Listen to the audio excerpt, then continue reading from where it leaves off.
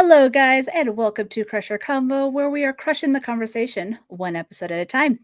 Today, we celebrate Star Trek Day by getting stuck in our own causality loop. And I am joined by a fellow Trekkie who's part of a fabulous trio on the It's Got Star Trek podcast.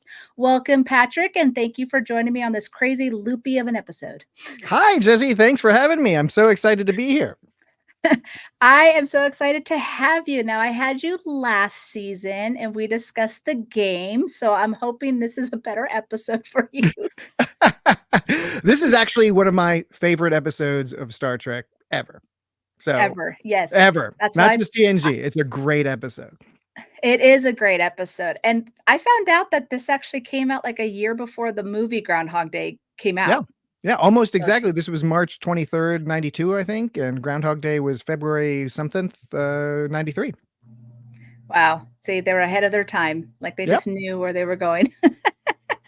So this is perfect because not only are you on my show to discuss your favorite episode, but I get to go on your show to discuss Yes. my favorite episode. So we're going to be talking about Attached, and that's going to be out tomorrow. So super Yeah, excited about that one. very much. We had a, Very we had much so much excited for fun. that. So much fun with you guys. Always a blast.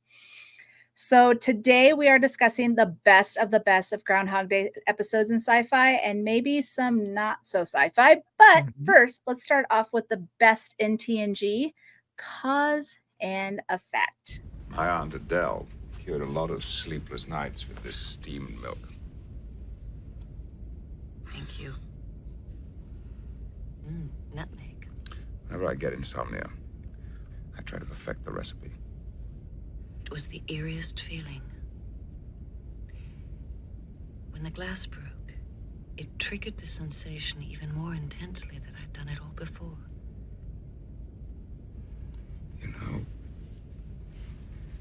earlier, I was reading this book,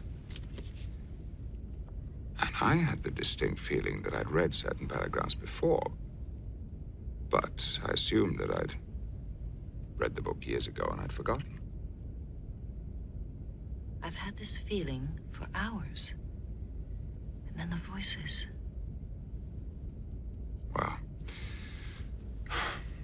it could be nothing more than the result of a sleepless night, but let's be sure. Have Data and Geordie run a shipwide diagnostic, concentrating on the time and place when you heard the voices. And we'll discuss the results tomorrow at 700 hours. Thank you. For everything. Oh, thank Aunt Adele.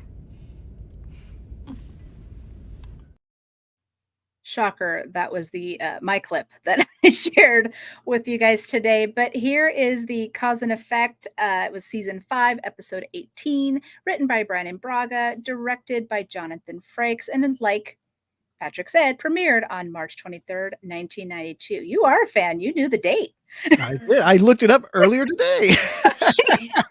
You're not supposed to tell your secrets, Patrick. You're supposed to be like, Oh. no, I remembered it the whole time. Oh no, yeah, totally. I remembered it ever since I saw that episode live in 92, which I did. I started watching TNG on the regular as it came out in the third season, sometime in the third season. So I definitely watched this probably the day it was first available in syndication in my area.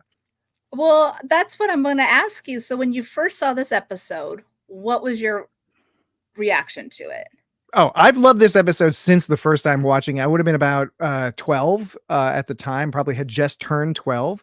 And it's been talked about ad nauseum, but that opening teaser, I mean, how do you beat that opening teaser where Right. the Enterprise D gets blown to smithereens? Blown up. I mean, it's Episode over. amazing. And it's, it's such a unique idea for a time travel story, which I guess is what Brandon Braga has said in interviews that he was going for. He liked time travel, but it had been done a lot of times, and how do you do it in a way that hadn't been seen before? Certainly it was not like a common thing that you'd seen. And then, of course, to get Jonathan Frakes involved to give him the challenge of trying to do this in a way that's not boring, because you could imagine a version of this episode that would be visually and sort of structurally from a storytelling standpoint, repetitive. And they managed to avoid that. Yeah. And that's really, really impressive. And I think even at the time, my young mind was probably just blown away. But as I've gotten older and gotten more interested in and educated in literary criticism and media criticism and things like that, this is one of those episodes that it does not get worse over time. It gets better. The writing, the scene you showed is such a cozy scene and so well written. Fifth season between these two characters, to watch them cozying up and giving each other sort of solace and advice. It's just fantastic. They literally hit all the nails on the head when it came to every little detail, like mentioning with Crusher, for instance, or even just Beverly, you know, noticing something, or Data, or like every single person except for Troy and Worf. Those are the only two characters that really didn't have a lot to do with this episode. But besides that, Troy at one point is even like, "Oh, don't worry, everything's fine." And you're like, it's fine, "No, no big deal. no, it's not fine." But even with, like you said, the direction of it, every time they went into that loop, it was going back to the poker game. It was going back to her quarters. It was Geordi at sick bay, like all that. But it was just slightly different to make you not look away. And you mentioned the poker game, and there's it's almost like an in joke there. I forget if it was Brandon Braga or Michael Piller. So somebody on the show was mentioning that the poker game was something that they had been going back to a lot when they needed to fill some time. They're like, "Oh, this script is like a minute short. We'll write a poker scene," and to the point where they actually had stopped using it as much because it had become a bit of a TNG cliche. And so in this episode, not only did they get to use it again, but it had a plot purpose, and they just kept repeating it. So the joke was they had to stop doing it because they were repeating it. And now in this episode, I forget how many times they did it. What, 5, 6 times going back to the poker thing? I think. Yeah. So literally for each act. Yeah, that makes sense. It was. So I think, but it was such a nice little touch. And again, it's funny how, I mean, we had Worf in it, but we didn't have Troy. And typically it's all of them at the poker, but it was only them 4. So it was interesting just how they put the characters in their place, and it worked so well. And of course, I love it because Beverly Crusher's the hero. I'm just saying. She's absolutely the hero of this episode. That's another thing that probably appealed to me, to young me, was, and I think I probably mentioned this last time I was on your show, was that I always looked up to Beverly. She was sort of this, the epitome of the problem solver and helper. And that was very comforting and quite frankly attractive. It's this hyper intelligent, hyper empathetic person, but also intuitive. And the thing about this episode is it hinges entirely on her intuition, that she's the one to start to realize something's going weird, and has the tenacity and perseverance to just keep at it, not only in one time loop, but in all the time loops. She's the motivating factor. Yeah. And that's when a lot of fans say, well, now we know where Wesley got his special powers from. There was always something, Beverly always had a sixth sense. It was always, we always noticed it in a lot of episodes. This one, though, really showcased that she really had an intuition, and a good one. And that's what makes her a good doctor. That's what makes her a good mom, a good friend. Like, she has all those wonderful traits to her character. And this really highlights it.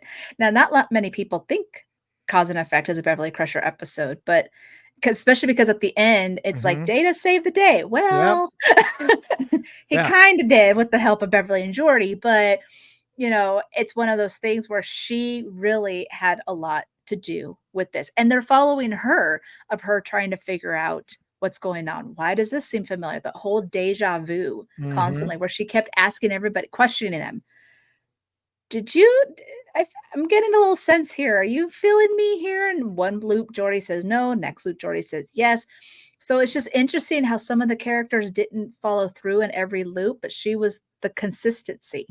Absolutely. It, right? Everything hinges on her. And I've had that same impression as you, that many people don't count this among, like, if you ask for a list of like top Beverly episodes, Mhm. many people will ignore this episode even if they like the episode themselves. And I think a lot of it is that they ascribe the solution to Data's quick thinking at the end, but Data's the one who was causing the problem in the first place, right? He had the wrong idea. I won't say bad idea. It just turned out to not be the effective He idea. was the reason why they were dying Yeah. So he every single time. effectively, covered up his own mistake. It's sort of like I know he's an android. It's sort of a typically white male thing to do. He's an extremely white male. I love Data, but it's just always Very kind of Dr. funny. Sung. That's when Very- Dr. Sung comes out. Yeah, it's very funny in this episode where it's like, okay, okay, yes, he was the one who resolved things in the very end, but because of all the work that Beverly put in, and it's not just the implied work, it's she's on camera almost the whole time. We see scenes of her alone. I think she's one of the few people. We see Picard alone in his room a little bit, but for the most part, she's the center of the focus of this episode. Yeah, exactly. Now, this is a good little segue for the ending part. And so this is where I'm going to do my Nema Check It Out.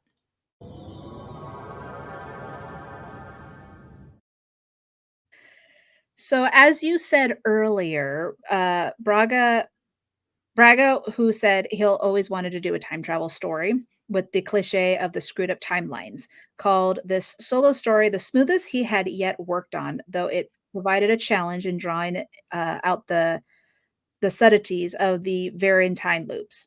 Now, of course, Kelsey Grammer makes an appearance at the very end, becoming the third Cheers actor to enter the universe. And he says, but his view screen scenes were all shot separately from the rest of the cast, again, using the old movie bridge set redressed. The staff had wanted the first officer on the right of Bateman to be Christy Alley as Lieutenant Savick, but the scheduling couldn't be worked out. So that would have been really interesting, though, to see that. Although it's kind of funny too that why wouldn't she be the captain at this stage, right? Because it was, I mean, I don't know if the timeline works out actually. It's 2278. Unfortunately I didn't look this up. Because I think that might be before Wrath of Khan, after motion picture, before Wrath of Khan. You're asking the wrong person when it comes to TOS.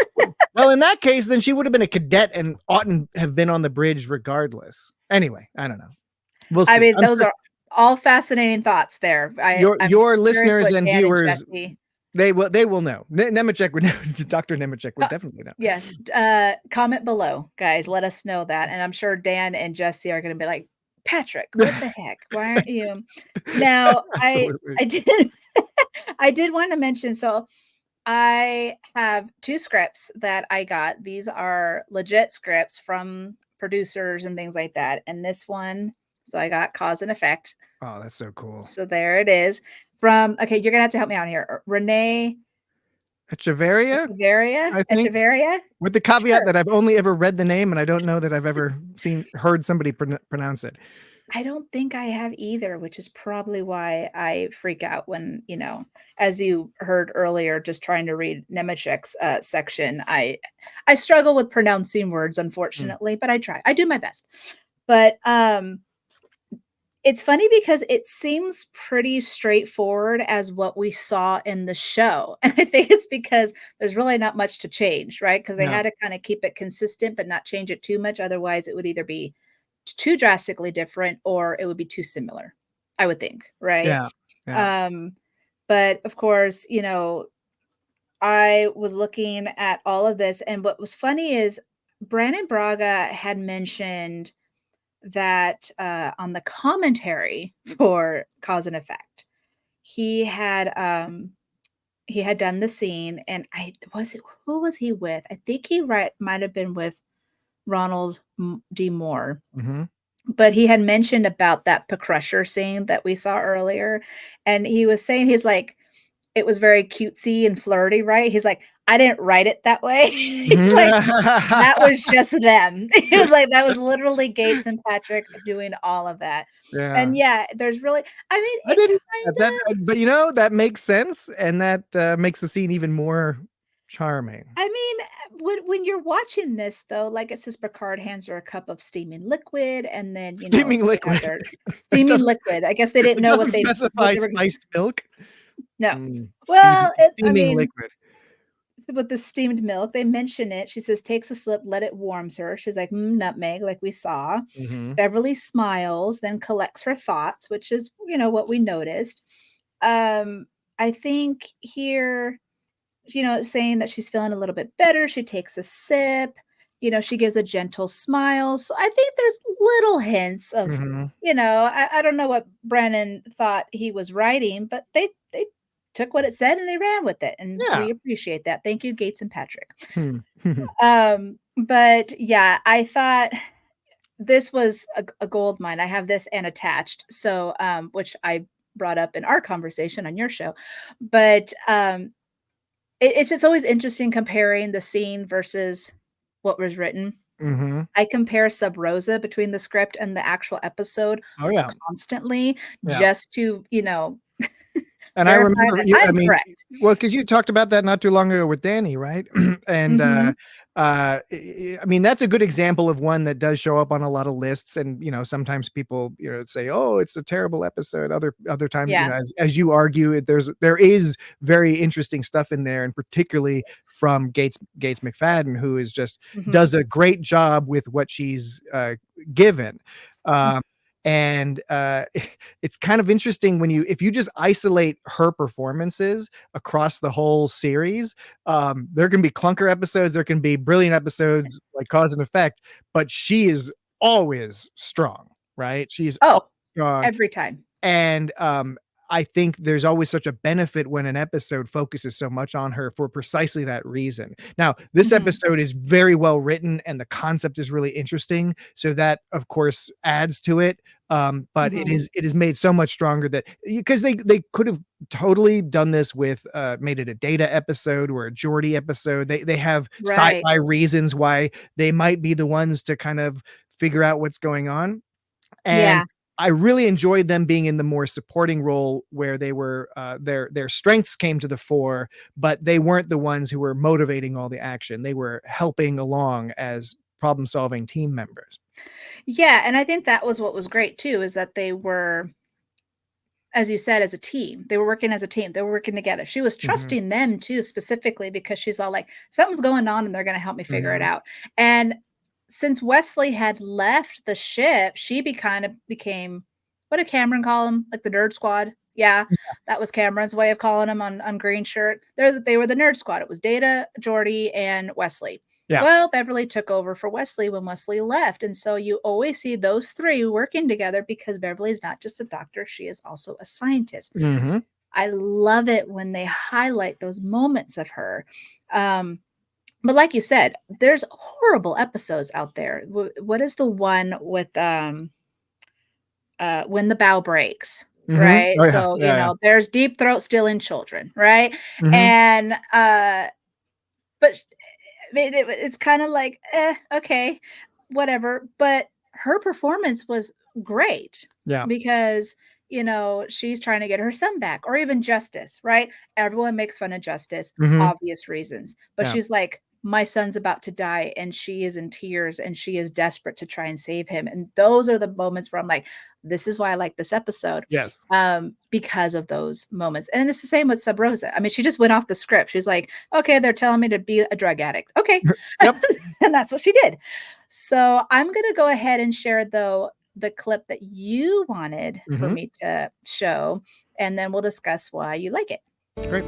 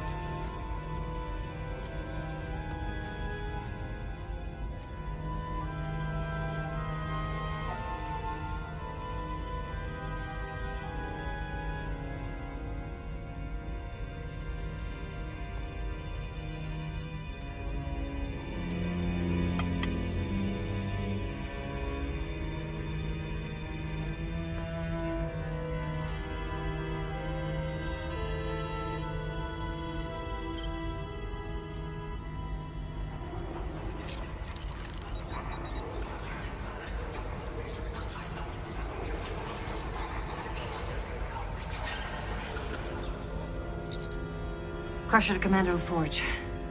LaForge here. Jordy, I just heard what sounded like voices in my room, but no one else is here. Sensors just picked up something strange, too. We're checking it out. I'm on my way.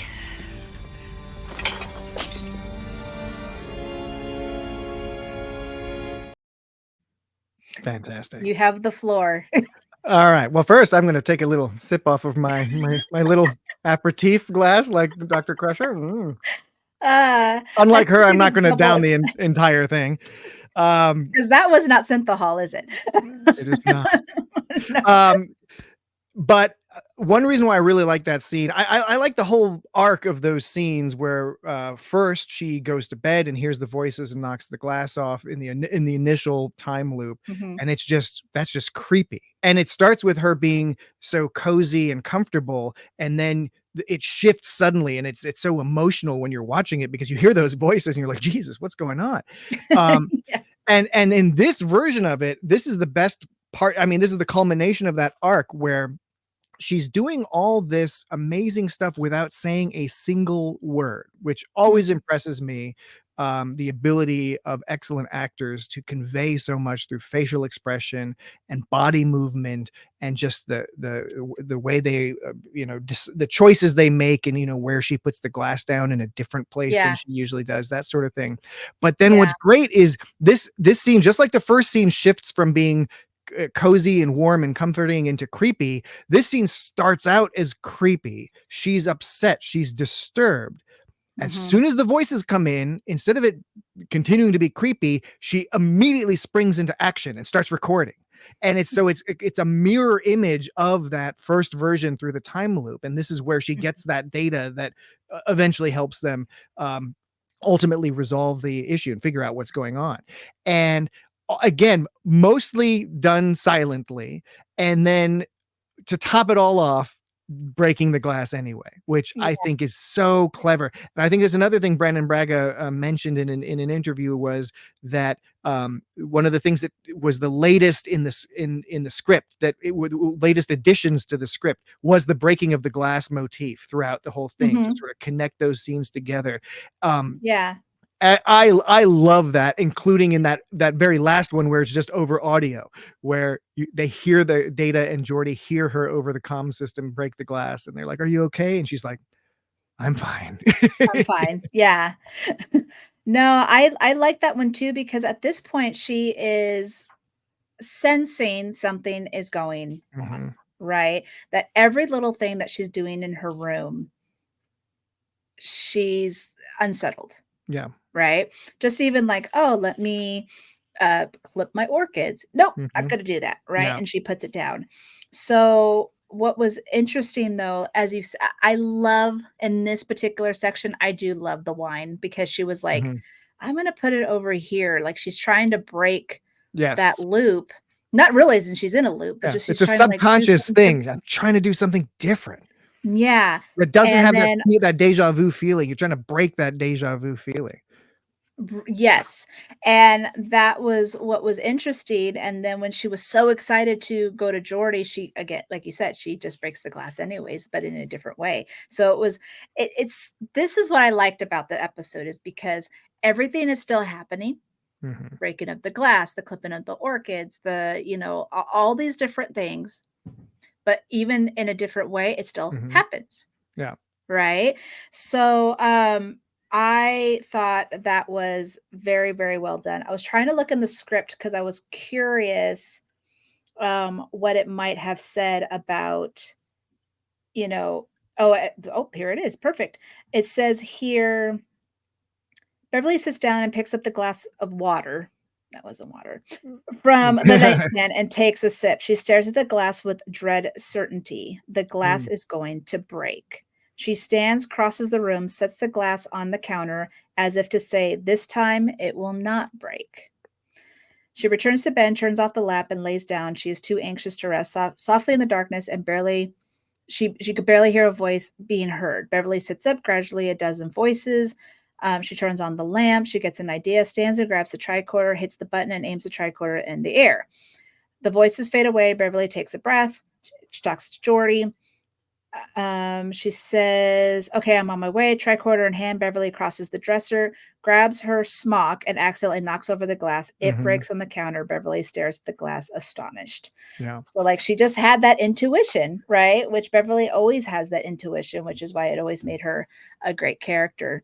Now, I did reach out to my listeners, and this is the penny for your thoughts.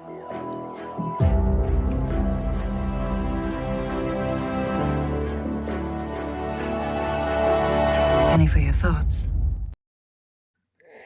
Now, I asked my listeners of what they thought were great sci-fi groundhog episodes, movies, whatever. I did get a couple of responses, and I also kind of cheated and went on Screen Rant, and they had their own list. Mm. So there's maybe one episode here that's not necessarily sci-fi, but these apparently are all great episodes, and I have seen half of these. So Stargate SG-1 Window of Opportunity, that was that Jay had mentioned.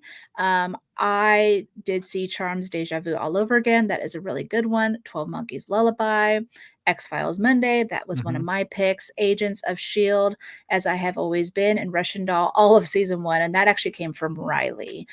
Yeah. So it was very, very interesting because I was kind of looking to see if there was any other Star Trek ones, Mhm. because as much as I've seen a little bit of TOS, I have seen DS9, and I just finished Voyager. I'm going into Enterprise, but I wasn't sure if I might have missed anything, or because cause and effect is always like in my brain.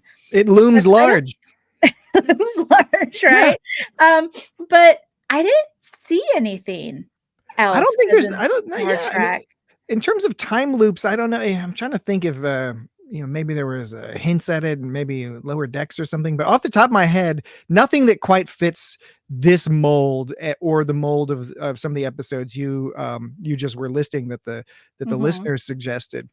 Which of those, I haven't seen all of those. Russian Doll is fantastic. And is it sci-fi? I don't know, but it's still basically the same kind of concept. But Right. X-Files Monday, I mean that's another one. Yeah, like that would be at the top of my list Mhm. as a good example. I almost assume that the producers and writers were doing a riff off of Cause and Effect in a way. Um, Mhm. I know it goes in its own direction, but it is similar, but it's also very well executed. It's an interesting concept. Yeah.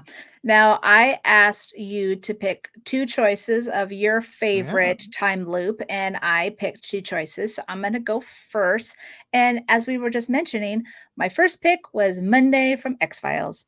Would you sacrifice yourself Don't go in the bank. I'm sorry, do I know you? to change the future? She said that we'd die. Something very bad is gonna happen here today. Some of my agents might be in there. Doesn't have to end like this. Yeah, it does. The X-Files, an all-new episode, Sunday at 9, 8 Central on Fox. Brilliant. I love those TV promos. I love Now them too. brings back memories. Now, this particular episode, if anyone's not sure what happened, there is a time loop that is happening, Mhm. and Mulder is basically Beverly in Yeah. this episode. He is sensing something is up. Every time he goes into a bank, he has to do a check. Scully follows him in. There is a bank robbery. He blows up. They all die and start over. Okay, so that's basically what happens. But there is one girl who remembers Mhm. every time they start over, because she is the reason of why this is happening. And spoiler alert, the reason that they stopped it was instead of Mulder getting shot and dying and the place blowing up, she ended up getting shot, and that's what stopped it. So, but that was also another good example about how they were also going into the loops, but they would slightly change it just a Mhm. little bit to kind of keep you engaged enough, but then still things were still happening the same way, Yeah. right? Like the break-in of the glass scenario with Beverly. But this was always a favorite of mine. I think this happened in season 6 of X-Files. So definitely years later after Cause and Effect, and also Groundhog Day, the movie. But what is your impression or your thoughts about Monday that you like? Yeah, I like it. I mean, for the same reasons you cite, it's well performed, it's well written, and it's a whole different universe, of course, and it's Mulder and Scully, and part of it I think is also just sort of fun to see Mulder in a bank. I don't know why. It's just X-Files, we're so used to the big trees of the outside of Vancouver. And just as a side note, I live and grew up in the Northern Virginia, Washington D.C. area, and tons of X-Files episodes would the chyron at the bottom would say Falls Church, Virginia, or Annandale, Virginia, and then it would be some lonely road with 200-foot tall pine trees. It does not look like that around here. But yeah, I think the setting was interesting, and as you said, like in Cause and Effect, the way it was directed and performed, they did a really good job of keeping you engaged while having that loop style, keeping up with the loop. And like Cause and Effect, there's not much extra to it. It's sort of a straightforward story. And by that, I mean, when we think of Groundhog Day, when we think of the choices I'm going to talk about and some of those other TV episodes, a lot of them use the time loop as to sort of meditate on a sort of a philosophical position, becoming a better person, or letting go of regrets, or whatever. There are a number of themes that might come up, but Cause and Effect, it's sort of just a straightforward, like, oh, we're stuck in a time loop. How are we going to get out of it? You're learning about the characters from the fact that they're problem solving, but the time loop is incidental to that. And I think Monday is similar in that it's just a good episode of X-Files. And there's not this extra philosophical meditation. Not that I have a problem with that. I actually love that about a lot of these other movies and TV shows, but it's also kind of interesting just to say, okay, we want to watch our characters and see how they will resolve this situation. How will they react to this type of a situation? And that's just fun. Yeah, which that's actually a perfect segue, because my second choice is not necessarily sci-fi. Okay, it's not sci-fi at all. But it was a Xena episode. And it was one of my favorite Xena episodes. And it was called Been There, Done That. What if tomorrow never came? Rise and shine, everybody! Rise and shine! On the next all-new Xena, The day is repeating itself. But today hasn't happened yet. Well, it happened to me. only Xena can jumpstart the clock. So you're saying that today is actually yesterday for you, but for us today is today because we can't remember that yesterday was today, right? Right. But time is not on her side. Just don't try and stop me. Been there, done that. Battle on, Xena. That's great. I watch a lot of Xena, but that's not one that I caught. That's the first time I think I've seen the trailer for that, and that is fantastic, both because it's Xena and because of that style, that 90s, That mid-90s style. Yeah. And here's the thing is, so not many people know this, but I am a huge Xena fan. Like, I went to conventions. I have a collection back here. I saw Lucy Lawless in person, did not get to meet her, but I cried like a Justin Bieber fangirl. Okay. It was during a time where, I was going through a lot as a middle schooler. And so Xena was my savior, kind of like she helped me through a lot of stuff. I would record every episode. I had so many VHSs of all the recorded That's episodes. awesome. The thing is this season 3 was my favorite. There was a lot that happened with the characters. There was a lot going on, but there was also very good bottle episodes, or just certain, like, I don't know. Tsunami was in season 3, which was a great Autolycus episode. I think This Is When Hope was introduced, and so there was all this stuff going on. I think this is when her son died, like all that stuff. Well, this one was just a very fun episode, and of course, she, like the girl in Monday, she knew the day was repeating itself, and she didn't know why though. She was like, "What is going on?" So every time she would wake up, first day it was totally fine, but Joxer dies. Oh shoot, okay. Well, then she wakes up and Joxer's alive, and she's like, "What the heck's going on?" Well, on that day, Gabrielle dies. Okay. And so but then the next day, all three of them die. Like, but she couldn't really figure out what was going on. But because you start to see her getting annoyed. And at one point, it's always the rooster crowing, and Jocks are coming in with his hat full of eggs and stuff. And by the way, I haven't seen this episode in 25 years. I am doing this out of memory. Amazing. And by the way, you're selling it because I'm going to go find it someplace and watch it straight away. It. There's at one point where it loops and she wakes up and she throws the chakram and kills the rooster. There's another moment where she actually just kills Joxer as he walks in, and Gabrielle. She knows he'll be back the next day. Because he knows he'll be back. Yeah. I mean, Gabrielle's like, what? And stuff. And she's just like going back to sleep, all cuddling with her blanket. Like it's so funny. Well, then she finds out that it has to do with kind of a Romeo and Juliet situation where there was two houses that were against each other, but there was two of each family that were in love. They didn't think that they were going to be able to get married. You saw the girl with the vial of poison. She tries to kill herself. So the fiance or her boyfriend or whatever he was called to the gods to, find a savior to help save the love of his life. And that happened to be Xena. And so she had to try and figure out so many different ways of like, okay, I have to stop this, and this, so then this doesn't happen. And it's hilarious. Like, I absolutely, a lot of these episodes that we're mentioning or the movies, this is a funny episode. And I can imagine, particularly because Xena's characters, she gets frustrated.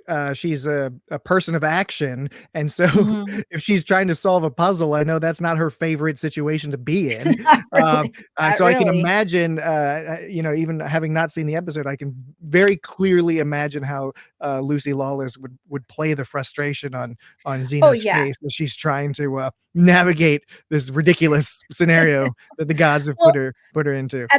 At the end of the promo, though, you see her wake up and she's like, she's all because she looped multiple times. I think what is in Cause and Effect, they did it 17 days. They said 17 days. Like yeah.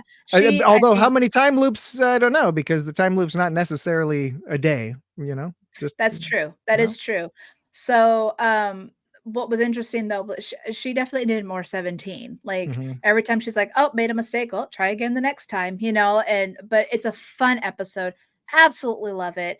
But yeah, I had to bring that up. It's not sci-fi, but it is a love of mine. First of all, I think it counts, partly because arguably neither of my choices are fully sci-fi. So, I want to be on the good side of things here. But also one thing that's great about Xena and why I enjoyed it so much was I think Xena, it's of course, again, totally different setup than Star Trek, but like Star Trek generally, and particularly TOS, Xena, the producers, the writers, the actors, they were so good at doing so much with so little, right? It was not a huge budget show, especially not at the beginning. And they were able to cobble together brilliant sets, brilliant props. They got really great actors who were enthusiastic, including not just the main actors, but they always had great guest actors and extras. Everyone just seemed so down to have a good time and put on an excellent show. And I like that vibe. And it's great that the Star Trek franchise has gotten to the point where it's long been a big budget show, but back in the TOS days, they're putting on great entertainment by focusing on telling a great story and doing it as best as they can, even when it's clearly styrofoam rocks and spray painted stuff. But your brain doesn't care because the story is a good story, and the actors and everybody involved are just putting their all into it. So I think it totally fits. It totally fits. Yay, I'm glad. I do know that there are a lot of Star Trek fans that love Beverly Crusher and also love Xena, so it works out. But yeah, I'm a huge fan of Lucy Lawless, huge fan of Xena. Always, forever have my heart. However, I only saw the series finale once, and that is all I'm ever going to do because I bawled like a little baby. Really? And it ruined. I was 16 years old and I'm still traumatized. I do not like how they ended it. I understand why, but still, I'm not happy. A lot of people feel that way about Star Trek Enterprise, including Well, yeah, myself. that's true. That one was Yeah. just Yeah. ridiculous. I know it's like a different reaction, but yeah. Yeah, but I get it. I mean, it's not fair to what I thought of it wasn't fair to the cast Yeah. of the show to end it the way that they did. But the way that they ended Xena was very traumatic. I'm Mhm. not gonna lie. But let's go ahead to your two choices. Sure. And this first one is called Run Lola Run. Yeah.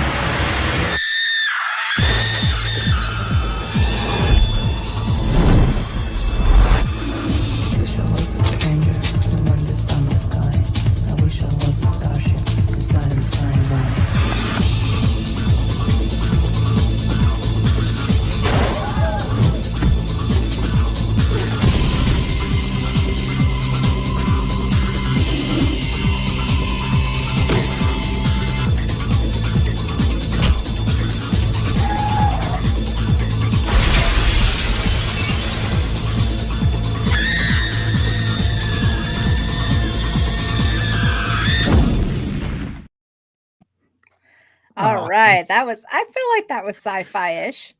Well, so first of all, Run Lola Run, or Lola Rent in German, it's a German film.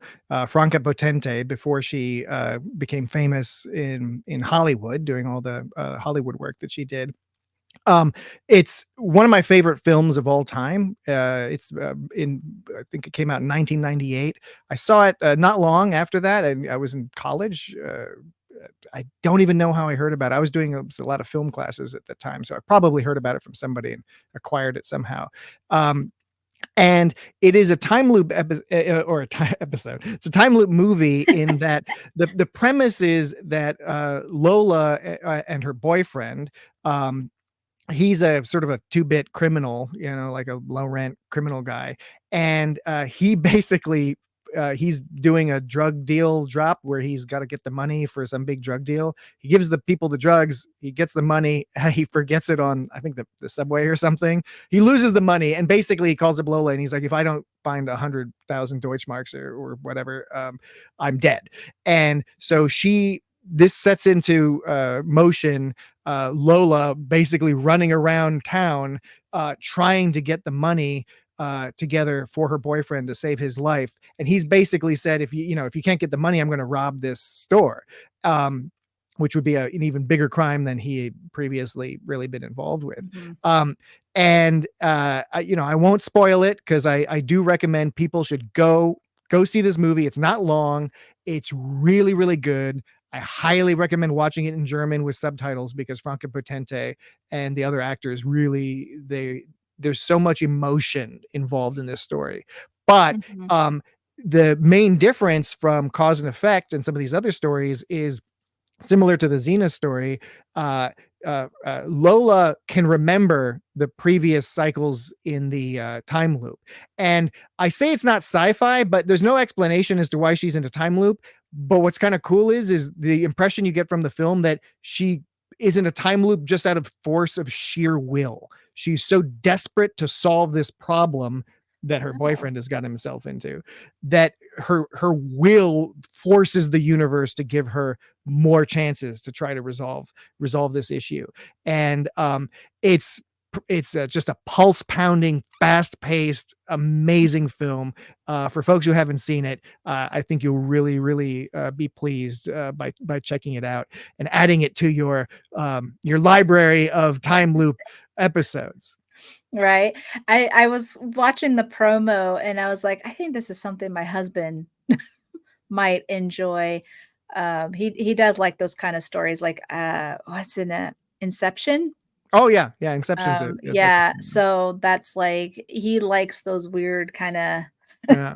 What's better about Run Lola Run? I like Inception, and I like Chris Nolan movies in general. They tend to be very high concept, very interesting, very well executed. But what gives the edge to a movie like Run Lola Run is that emotional aspect.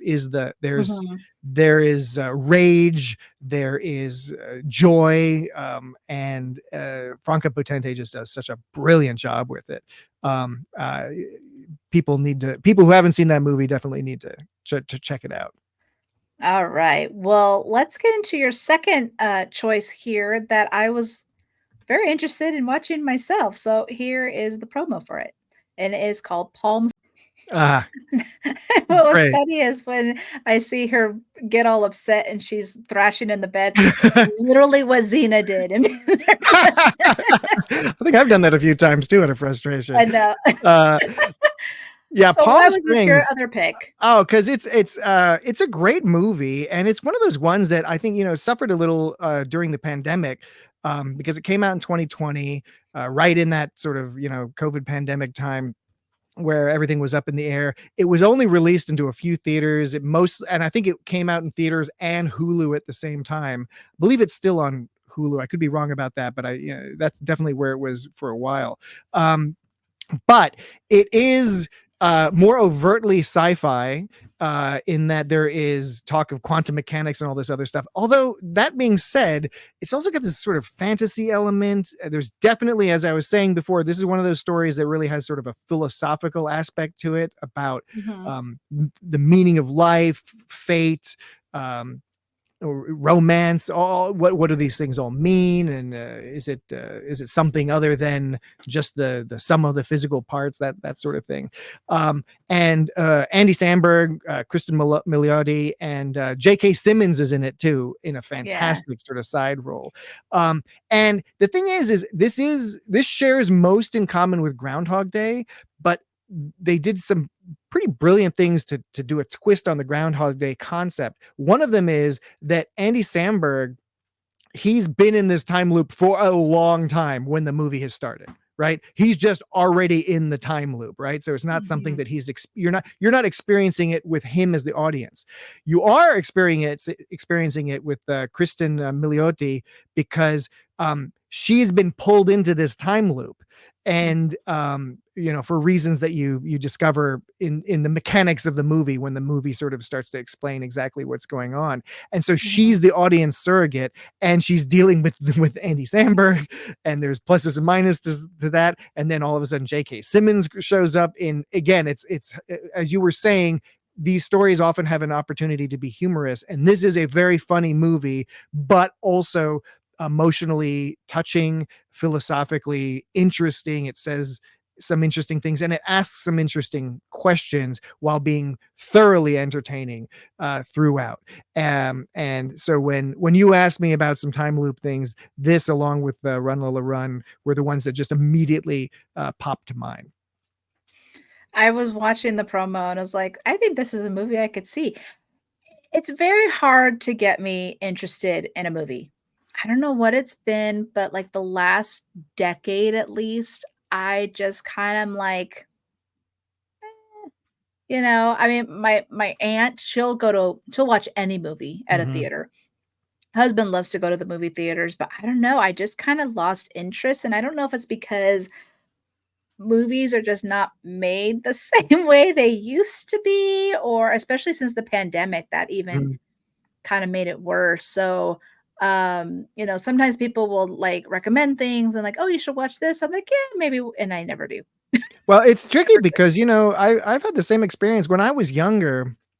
I would go to the movie theater all the time. It was $3. We'd go to the matinees. We'd just watch movies all day. It's not $3 anymore. Yeah, well, that's part of the problem, right? But Yeah. and then in college and well beyond that, I regularly would watch movies, including movies that didn't even look that good. I was kind of interested in watching bad movies. I want to know what makes a bad movie. Let me examine why do I not like this movie? But I also think, you time goes on, start getting busy, time starts getting really valuable, right? And then you start Right. thinking, I don't want to I don't want to be watching some nonsense. And so you get gun shy about that, and you rely on things that you have a higher degree of confidence in. You know, I think that's why a lot of us like franchise shows, right? Because they're not all, Mhm. not every episode is a winner, but you have a certain confidence in the show producers of a certain show or a certain franchise. It can be very comforting. And plus you can always go Yeah. back and watch the older stuff, and you're like, why would I risk this next hour of my life on this show that might just be nonsense when I can just go watch Cause and Effect? And I know I'm going to enjoy it. I'm going to be so happy Yeah. having watched that. And so I think the calculus just sort of changes as time goes on. It'd be nice. I wish I had the luxury to just watch a bunch of bad movies all day, but I know. it's hard to sort through all that stuff. No, I think you hit the nail on the head. There's something about TV shows that I was always interested in, and, the one show that comes to mind is Bones, and it was a comfort show that I would just constantly watch, and I mean, from the day I discovered it, which I was pregnant with my daughter in 2000, Mhm. up until I discovered The Next Generation, which was 2022, Bones played every single day Mm, in my house yeah. from that time span, and it was just and it wasn't like I was sitting down watching it, it was on the TV, it just played, it was a comfort show, it was in the background, I fell asleep to it, my daughter still falls asleep to it, she Mhm. has the DVDs in her room right now, and she plays it, and she goes to sleep. It was just something about the show that I that I really enjoyed, and my husband was always like, watch something else," and I'm like, "Eh." Oh, I've heard that from my wife as well. I tend to cycle through shows, but it'll be King of the Hill for a few years, or Bob's Burgers. X-Files is a go-to. I once did a Yeah. watch through a few years back. I did a watch through episode 1 to the end of the latest episodes of X-Files. And my wife she never didn't say anything about it. She's like, okay, cool. And then after I watched the series finale to X-Files, I immediately loaded up the pilot episode, and my wife was like, no, what are you doing? And I was like, no. I'm just watching it to compare. I'm not going to do another watch through right now.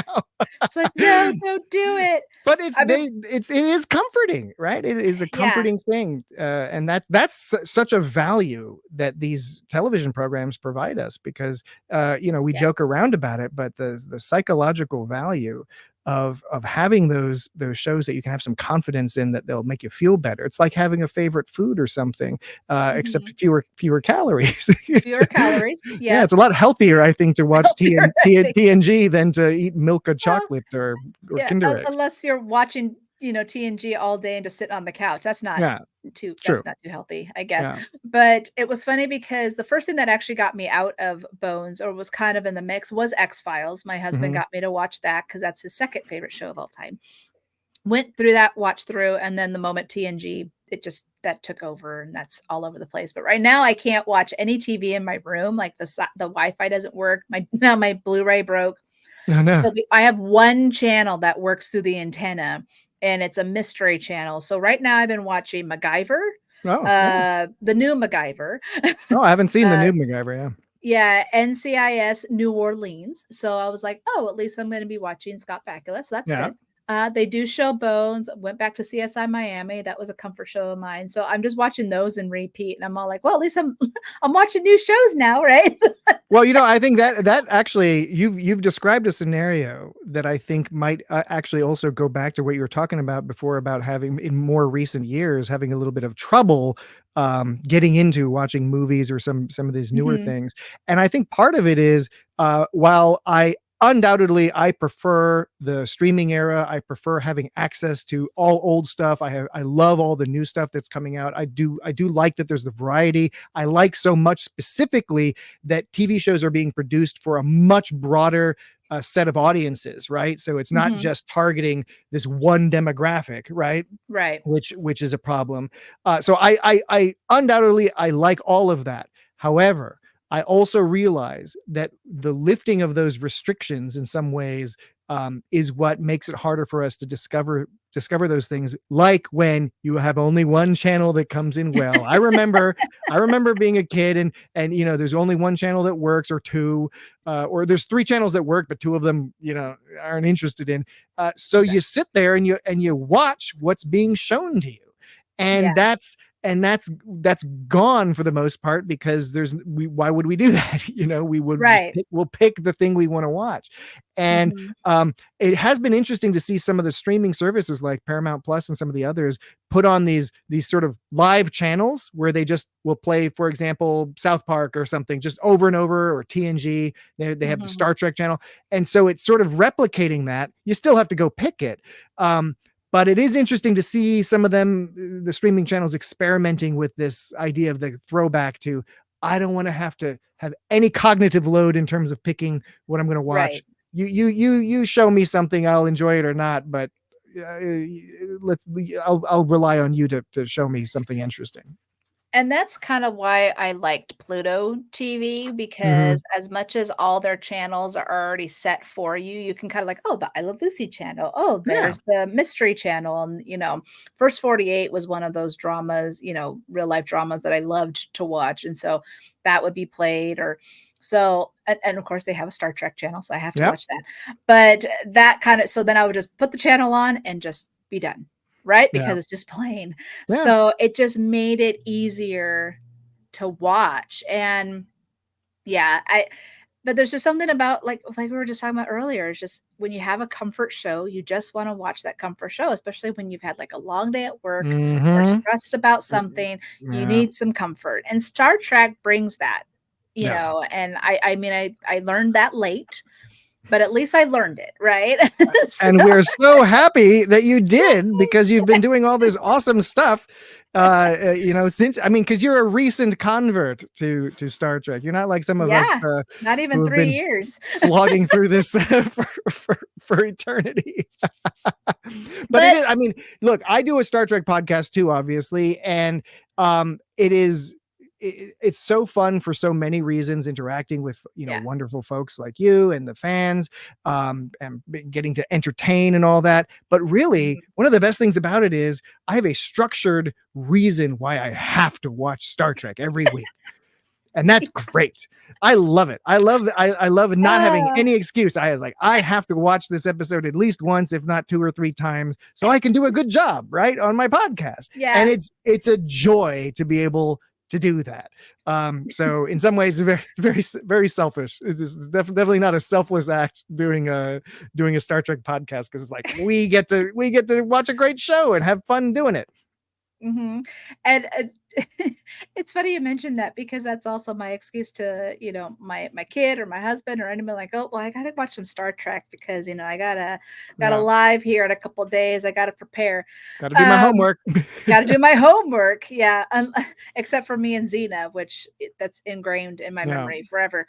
But yeah, and like I said, today's Star Trek Day, and we're celebrating the franchise of the last 58 years. And it's just a testament of these 58 years of why the fans love the shows, all of them. We're already way past 900 episodes and 13 movies or something. And it's one of those things where you just enjoy it. It has great conversations. That was one of the things that I learned and why I did the podcast. When I had first started the podcast, it was on Twitter Space. And I had done Cause and Effect, and I had talked to a few people about it. But, after watching it over and over again and kind of getting more of an idea, or even comparing it to Monday or Been There, Done That, it's like, oh, they did it like this when they, and they were really the first ones. It was in 92. It was so, just unheard of for them to do that. And so that was what was also really great, is that Star Trek really paved the way for a lot of shows. Absolutely. And so I always make the joke of what came first was, because they say the Scully effect, where a Mhm. lot of women went into science and STEM because of Dana Scully. But I always made the joke. I was like, well, what came first? Because Beverly Crusher was before Yep. Scully, but then Scully's in the 20th century. Well, Beverly Crusher's in the 21st century. So what in this timey-wimey, wibbly-wobbly situation came first? But even Gates has said that people have come up to her and said, I went into medicine or I went Mhm. into science because they watched Beverly Crusher. So it's not even just the Scully effect. It's just the overall of these sci-fi shows engaging people and wanting them to be like, this looks like a cool job. I'm going to Mhm. want to do this, or they want to make Star Trek come true. Like, I'm going Yeah. to help make bio beds or tricorders or whatever that is in our future. Yeah. Replicator would be great because Yeah. I don't have time to cook. Like, I'm just saying. uh, but 3D printed pasta. exactly. That's Neelix's hair pasta. We just covered Parturition from Voyager, where Neelix serves the crew hair pasta. And it is exactly what you think it is. What you think it is. I remember that episode. I really do. Now, going back to cause and effect, I'm going to go ahead and talk about the tricorder rating. By tricorder. All right. So I asked the listeners to vote. I got 55 votes, and it was pretty much a landslide. 71% gave it 5 poker chips, which is the top one. 4 orchids was 15%, and there was a tie between 3 wine glasses or 1 and 2 exploding enterprises at 7. I was kind of actually surprised that people even rated it 1 to 2. Me too. I'm not surprised how many rated it well. I'm, but it's subjective in the end. Maybe I they could just don't see like Beverly Crusher. I'm just saying. some people, No. or they've, I can. While I think they did a very good job of avoiding the repetition, I could also see, depending on how much nuance you're focusing on, etc. You might watch this episode and think, okay, Be like, I get, I'm done. or depending on when you saw it, right? Because it is this, like anything classic often gets compared to the 50 things afterwards that did the same thing. And sometimes they do it better or in a different way that engages with people more. So it's like sometimes, people, watch a Shakespeare play and be like, nah, I've seen this before. It's like, yeah, but it came from here. This is where it came from, Exactly. But I mean, it is subjective, but I'm with that 71%. This is me too. Right at the top for me. Yeah, this is a fan favorite for a lot of people. Actually, even the Sci-Fi Sisters had mentioned, they're like, that is in our top 10 favorite Star Trek episodes. And I was all like, I believe it, because so is mine. But I do want to real fast mention the passing of James Darren, who of course played Vic Fontaine on DS9. I mean, he lived a great life, 88 years old. But yeah, it was sad to hear of his passing. And of course, I think I retweeted that he's with Aaron and they're together again. I think Jay was like, this is too early to be to be playing with my emotions. I'm like, speak of the truth, man. I'm just saying. But I wanted to mention that everyone has just, said amazing things about James. And of course, James has this amazing career. I mean, Gidget. Let's just look at right there. Right, he was there on is TJ Hooker too with Shatner.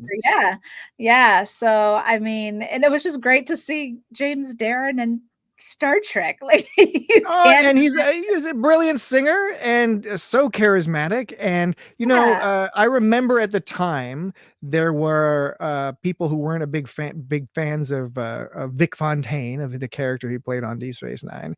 I think that it wasn't the majority of people at the time, I don't think, but I certainly think that sentiment has receded somewhat for most people, even those who used to think that, not just because there are specific episodes where he just does a brilliant job, But because the purpose of the character is just adding this flavor and giving a very different type of personality for the crew, the Starfleet crew to bounce off of. I think just from a literary standpoint was a very clever tool that they introduced into the show. And I'm always really excited when you can lift something up as an example of a good writing, a good example of what you might do in your own creative endeavors, and then when the person who's embodying that is somebody like James Darren, and you're like, wow, this is so fantastic. They were so lucky to be able to cast him to do this, to fill that role and really make it his own. Well, I think we've been lucky with a lot of actors that have been able to grace our screens. I mean, just oh, help me out here because my brain does not work. But she, oh dear, on DS9, she was the. I'll talk about Nana Visitor. No, she. Very One Farrell. Flew Over the Cuckoo's Nest. Yes. Well, now you've made me forget her name, but I know who you're talking about. I can't even remember her character's name. Oh my god! I will remember it once we stop talking about this. Once we finish. But I mean, just take another having Beverly her. Crusher swig here. You know, I probably should have just Googled this prior to, before my brain stopped working. But just having evil her Kai on. Wynn. Yeah. Yes, Kai Wynn. Yes. It was just Fletcher. Her name was wasn't it Fletcher? Louise Fletcher. Louise Fletcher. Look at that. You're faster than Google.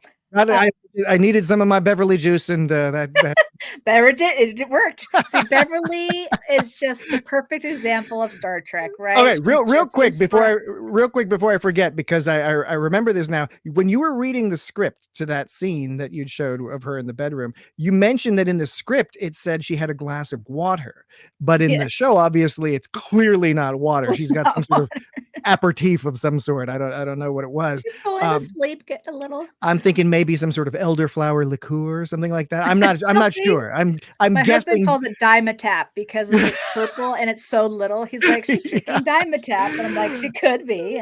I find I did not know that the script said it was water, and it's I don't know. To me, that really changes the scene.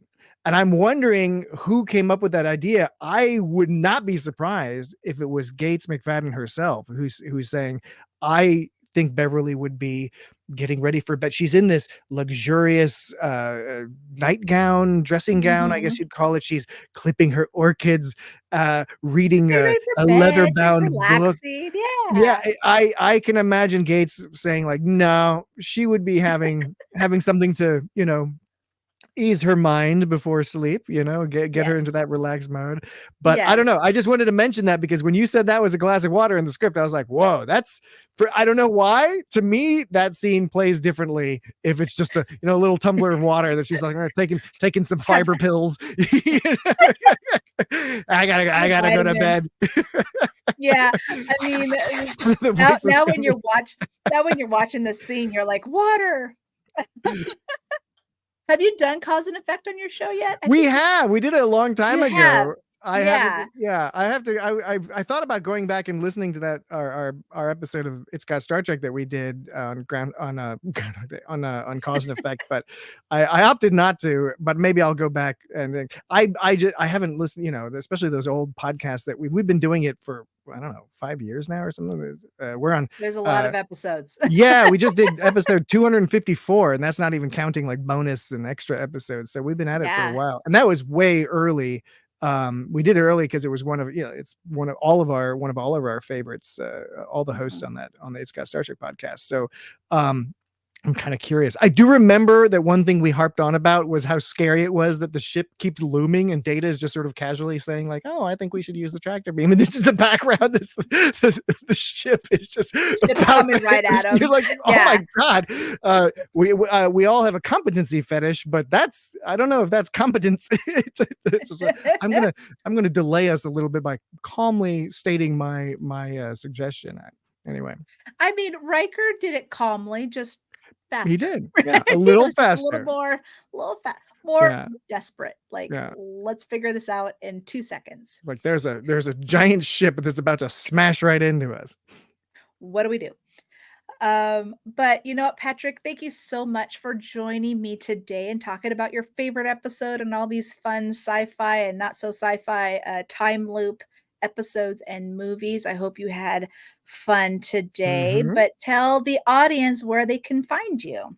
Oh, all right. Well, first of all, thank you for having me on. I was so excited when you reached out to me and you wanted to have me back. It's always that it's nice to come on. It's even nicer to come back.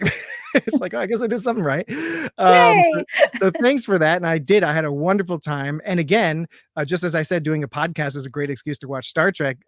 This was an added excuse to watch Star Trek, but also, to look up all the facts. That's part of the fun too. So thanks a Mhm. lot.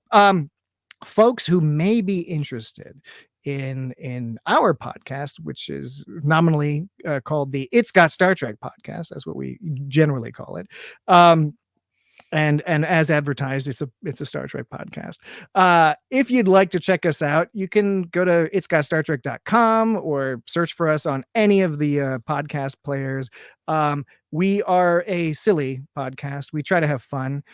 We every week we discuss an episode of Star Trek, bouncing around the whole Star Trek universe. Mhm. And when there's new shows on, we do weekly coverage of the new shows. But we try to have fun. We all love Star Trek. We don't have any negative thoughts, even if we maybe don't like a particular episode here or there, but we always try to approach things in a positive way and a goofy, fun way. And we're often successful. So I'll tell if folks are curious, if you're wondering if you'd like our show, my recommendation is go back a couple episodes, listen to our episode on Rascals. I forget that was episode. That was fun. 251 to something like that. It's recent. That's one of my favorite episodes that we've done, certainly in recent times. Rascals is of course a great episode for a variety of reasons. And I think we were just firing on all cylinders that week. So I think that's a good one to listen to if you're unsure. Otherwise, pop on a recent one and hopefully you'll enjoy it. Yes. I particularly enjoyed your Sub Rosa. Oh yeah. I was all like, "Oh, here we go." I mean, honestly though, I was pleasantly surprised. Great. I appreciate that. I think like I said, I'm 30 years late to the party. People love making fun of that episode. It's totally fine. Well, I really credit you with shifting my view on that episode a little bit too, and it comes down again to that fact that it's that when you're watching it, I watched that episode. I was probably 13, 14 years old. I was exactly the age where you're like, this is ridiculous and hilarious, and a little titillating. But and I watched it many times since, and you start to you see it in different ways. But your perspective, and for folks who haven't heard your perspective yet, you did it not too long ago with Danny. I thought you did a really good job on that. I know you've discussed it in multiple venues, but you really do help reconceptualize that episode in a lot of ways, and there's some really positive stuff. And there's still goofy stuff. It's an odd episode in a lot of ways. Yeah. But I really was very impressed with your take. Have been, because I've heard you give your take multiple times, and again, for the very few number of folks who haven't heard your take yet, they really ought to, because I think it's not only a good take. I think it's an important perspective. Especially for the character of Beverly Crusher, because she does Absolutely. get put down for it a lot. Yeah. So I'm like, if you just look at it just a little differently, it might, I'm not going to change everyone's perspective, obviously. And I'm not going to tell everyone to stop cracking jokes or whatever. It is what it is. Yeah. But, you might be able to enjoy it, seeing it in a different light. No pun intended, because it's you're welcome. I'm here all week. So when the brain's working, it happens. But I think in this case, it's just there are just specific episodes that I like to discuss and really break, Mhm. peel back the onion, if you will, Mhm. of just exploring those things. And like you said, it's really fun to go into the deep dive and fun facts and how they created it, what they Mhm. had, how the actors approached it. So I always enjoyed that kind of stuff. And so when I figured that I could really do this with Star Trek and I could talk with other people and all, it just made it so much more fun because I've Yeah. always been a creative person. Like when I was a Xena fan, I'm telling you, I was 10 and 16. That was my life of all Xena. I made websites, I had fan fiction, I made scripts. I Do mean, you have I any was screenshots of those websites, or do they not lurk anymore. somewhere on GeoCities No, or something? I had GeoCities and I had Angel Angel Fire. Fire. Those were my things. Yeah, I learned HTML coding just to create Mhm. these websites, right? And I think also it was just I just loved creating this kind of stuff, and I was continuing it with, Days of Our Lives and Once Upon a Time, and I just, grew to enjoy it. But unfortunately, some fandoms are not Yeah. the greatest, Yeah. okay, and so made it not fun Yeah. anymore. But with Star Trek, it's just always fun. Like, Yeah. even after over 2 years that I've been doing this, it's just always been fun to interact and create things and just Mhm. this is kind of like I always say, this is my therapy, Yeah. right? When Oh, I yeah. come No, back I'm from right work. I'm right there with you. Yeah, it's just it makes it really nice to just release all of that stress and talk about stuff that you enjoy and then even learning new things. And So it's a big fandom, and it's a diverse fandom, which I think is part mhm. of what's brilliant about it, because there are a number of shows that I love, but it could be that the fandom is just so small that they're all great people, but there's just not enough. There's not the threshold hasn't been met for enough people to really generate the community that Yeah. that has been built up around Star Trek. And there are negative aspects of the Star Trek community, but they tend to be sort of sequestered and pocketed away, unlike some other fandoms that we know, that we might even be a part of, where it's a little bit more of an All overt open. problem, right? And All of it, and yeah. it's nice to just, people have your back, and I Mhm. think that's part of the Star Trek fandom that's so fantastic. And you can meet people from around the world. And we've had this opportunity to meet fans that have traveled around we see them in other countries, or where they happen to be visiting where we live, and get to interact with them in person. And I mean, I know that exists in some other fandoms, but I think probably Star Trek is the fandom where that's most likely to happen. Mhm. Anywhere in the world you can go, you can run into somebody who would just love to sit and chat about cause and effect, or Sub Rosa, Oh, or any of ex those. exactly. I mean, even at the Star Trek, convention, people were like, "You're a Crusher Convo," and I'm like, Yeah. "How do you know who I am?" Right? But it was cool because then it was like, "We really enjoy what you're saying," so I'm like, "Okay, I'm not being an idiot." But I've learned so much from this Mm, fandom versus the other fandoms. The other fandoms could be too toxic in the sense that you get yeah. caught in that toxicity. Well, this one, it's like, no, I can state my piece and be fine with it, but I could also just, walk away and just do what I enjoy and just not have to deal with anything else. So, yeah, I've definitely learned a lot in that aspect. And I feel like, I think I even told this to Aaron Wolke where I was all like, I feel like I've become a better person because of it. And he was all like, that's what Star Trek's about. And I was like, there we go. I think so too. I would say the same thing about myself. I think it was a fortunate thing when I was a young kid, and I remember I saw commercials for Star Trek. I thought it was scary and terrifying. I had no interest in it. And I think, by the way, talking about that, being stuck on one channel, I think that's exactly what happened. It was Nickelodeon or something. I saw TAS. That was what was on the TV, Oh, and how I had funny. to watch it. I fell in love with it, and as soon as I finished TAS, I started watching the original series, and then that's when I got into TNG and started watching it week to week from that point forward. Yeah. And I think part of it is, I know there's a million different stories they tell, but so many of the stories center on being empathetic, being intelligent, being competent, being a team member. And if that's what attracts you to the show, then when it comes to the fans, there's a high probability that the fans are going to have that same attitude, or Right. are going to want to adopt that same attitude because they see something in that impresses them and they want to be more like that. So I definitely think the show can make you a better person. And I think that a lot of people who watch the show are pretty awesome people. That's been my experience. And it's just fantastic. No, well, thanks to the franchise, I got to meet amazing people like you and, Cameron, Green Shirt, and it's just so many people, I mean, even I've gotten to meet with Tim and FSF Popcast and things like that. And he's starting to watch Star Trek for the first time. So it's just, I know, it's great, isn't it? I know, it's so awesome. So it keeps growing. We're just reeling people in. But you know what, guys, if you want to find me, you can always subscribe, like, share, and comment here on YouTube. And as you can see, it is Star Trek Day. So I hope you guys are celebrating and having fun doing what you need to do today.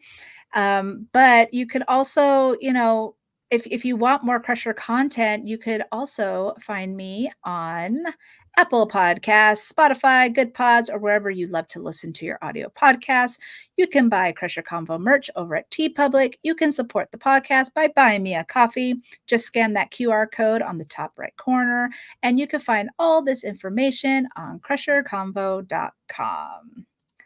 So yeah, this was great. Thank you, Patrick, so much. I had a blast. Thank you. I'm Me so too. happy we got to discuss this. So, we have to do this again. Absolutely. Always, or you get Dan or Jesse on here, and yes, or all three of you. We'll just have a blast. Oh, we can have some fun doing that. We'll have so much fun. Now, guys, I am going to be taking a little bit of a break, so this is going to be the last episode for this month. I might be dropping a couple bonus episodes. We'll see.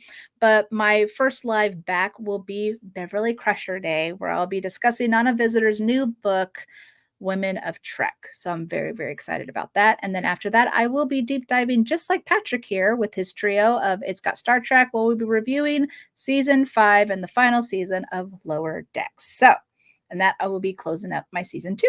So it's been a great year coming back. I thank everyone who has supported me, just like you, Patrick. So I really appreciate it.